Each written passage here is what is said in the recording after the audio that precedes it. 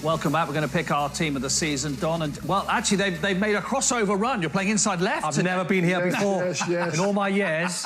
I'm down the right wing for my pace. Flying solo on your own. On my own. You're taking one for the team. It's all about balance. Well, talking to team, we've not discussed any of this. No, I know. I've got no idea what your 11's going to be. Okay. So let's have a look at yours to start with then, shall we, Don? Let's have a look at Don's team of the season 11 so far. So first thing to say, 4-3-3 is what you've gone for. Yeah, I've kept it basic. Yeah. I mean, Marcus Alonso was probably not in anyone's team at the start of the season. He's been brilliant, though. Excellent. Yeah. Without going through every single individual, I mean, Trent's been amazing. Decore has to be in that midfield. Yeah. I actually, last-minute decision, got Pogba back in because Bernardo Silva last couple of weeks was brilliant. Yes. Ronaldo leads the line, Salah and... Oh, I see. He's the only one we're keeping. That's I like the defence. Defence is strong. Funny you say that, because the two Chelsea boys actually, at certain stages in the last 2 years at Chelsea, have been out of favour. Alonso very out of favour. Definitely. In fact, both under Frank Lampard out of favour to some extent. But both have come back really strongly. Decore settled in really well at Everton. It's been amazing. Been brilliant, hasn't he? Pogba, I'm interested you put Pogba in there, but he's been...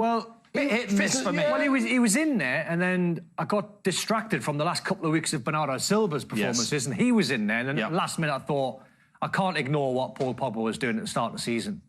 So he went back in there, and is anyone going to disagree with that front three? No, I mean, I love the jokes aside. Saint-Maximin has been brilliant, hasn't he? Might have to disagree. Okay. Might have to disagree. All right. You can disagree. Might have to so disagree. we go from 4-3-3 at Don to Dion's... Oh, here we go, 3-5-2. Yes, I've right. 3-5-2. Where's Trent? He's in your team. He's in your team. Hang on. Can I just say something? Can I just say something? What? You're going to go with Jack Grealish and Mo Salah as wing-backs? Yes. Amazing. Look at the defence. Look at the three at the back. I'll stop people scoring goals. No, I love it. You know? I love it. So to be fair, these two here, these two up top, I had to go with these two. I think they've been brilliant. Yeah, I mean, so far they've been You know what I've brilliant. realised about Ivan Toney? He hasn't necessarily scored a quantity of goals, has he? But, and you always say it, but his look after the ball. Exactly, look his after contribution the ball. to the game has been brilliant. Antonio's been outstanding. Really been brilliant. Can I say, until 9 o'clock last night, yes, Ivan Toney was in my 11. Oh, was he? Was he? Yeah. Then all of a sudden, Saint-Maximin displaced him. Fair enough. I was like that. I was like, it's so hard. If it was the game at Wolves with Toney, wasn't it? Just the way that he held it up, he ran hard, gave the central defenders a nightmare. I actually think Fabianski's been brilliant. Yeah, he's a good goal. Yeah. I think he's been very good goalkeeper. Listen, we could have gone anyway, couldn't we? When was that taken, by the way? Is that about 10 years old? That's when he signed for Cambridge United. Hey, look, exactly the same. Lewis Dunk. Different. Is a really good one, because obviously Ben White's gone to Arsenal. Correct. Shane Duffy's come back on loan. From Celtic, but Dunk was always the... Just steady. He was steady, always the one, wasn't he? Cody there just is a dictator. Rudiger's been outstanding. I mean, I wouldn't want to play against that team, by the way. No. That's it's not a bad side. It's not a bad side. I love that Declan Rice is in both, which is really interesting. Yeah, Declan Rice in both, Salah's in both. Declan Rice, Rudiger, Salah are the only ones in both.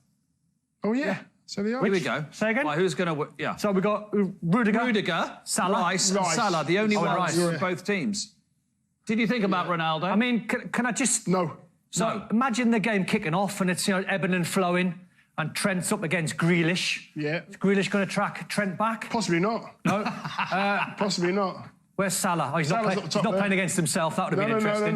No.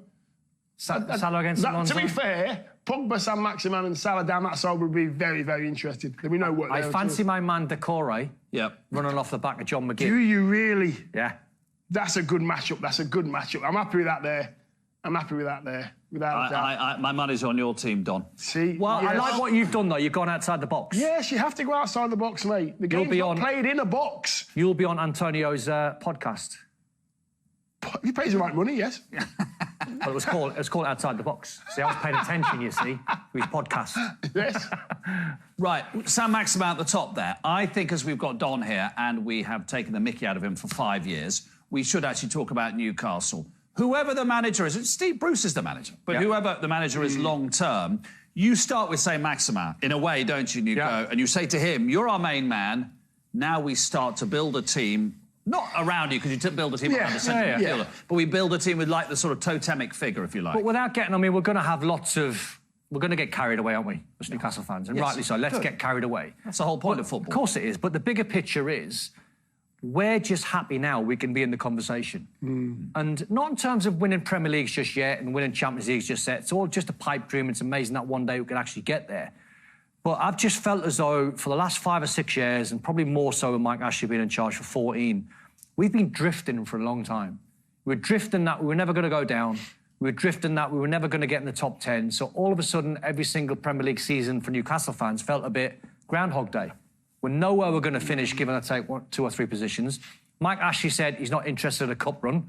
What owner of a football club ever says that? You know, changing the St James's Park to the Sports Direct Arena, having 2 relegations on your CV.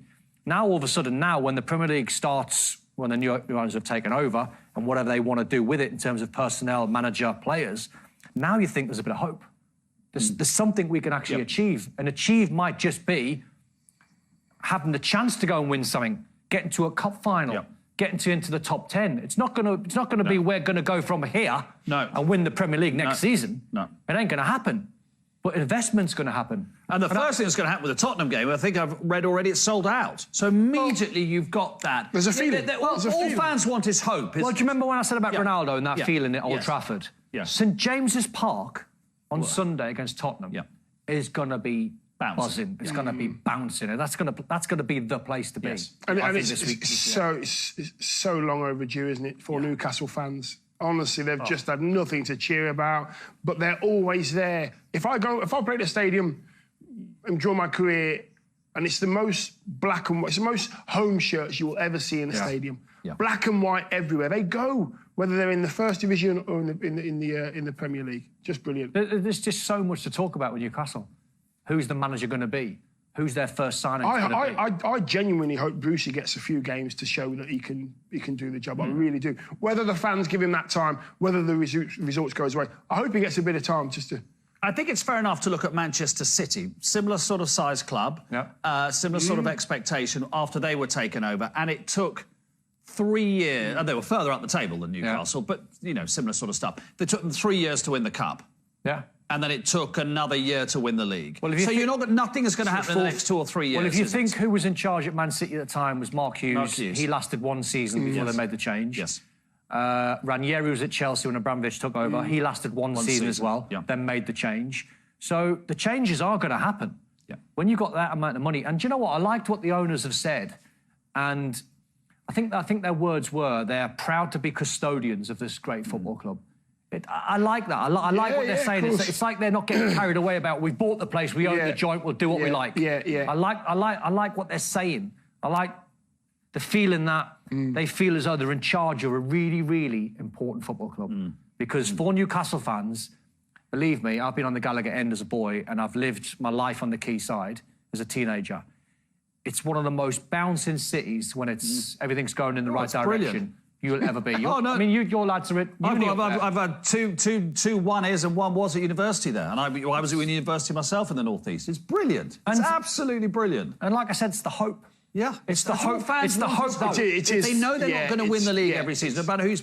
But you want to turn up on a Saturday or a Wednesday and go, we might win today. We might have a good game, rather than go, oh, I was at Newcastle, Dion, and you guys will remember him. Not many around the world will. And I was at Newcastle and I stood on the Gallagher end and we had a Brazilian playing for us at the time. And it was mesmerising. It was Mirandinho. We can dream of signing Philippe Coutinho from Barcelona. We can dream. You know, someone asked me a question the other day. Someone said to me, what's the chances of Antonio Conte being your next manager? Asked me that a week ago. You wouldn't even ask the question, and I'd get laughed out of town for answering it. Now you're saying, well, there's a small chance of actually... So the things are starting to happen, and you go, come on. We've got Mirandinho. He's not from Argentina. He's from Brazil. We'll stop there. And he's Brill. Right? That was the song, and that was the chant on the Gallagher end. It was fantastic. That club deserves some joy, some smiles, some good feeling about it. Definitely. And that's actually what this week's going to be all about, really. That is the fixture at the weekend, isn't it? Well, I hope we don't lose 5-0. Absolutely brilliant. Ned Manure was at Man City when they were taken over, and he said his advice to the players is stay and embrace it. Stay and embrace it. Thank you, guys. I think your team would be. I think so. That's terrific. We've got a few more days before the football resumes, and of course the game at St James's Park this weekend will be the place to be and to watch it all. We'll see you next time. Bye-bye.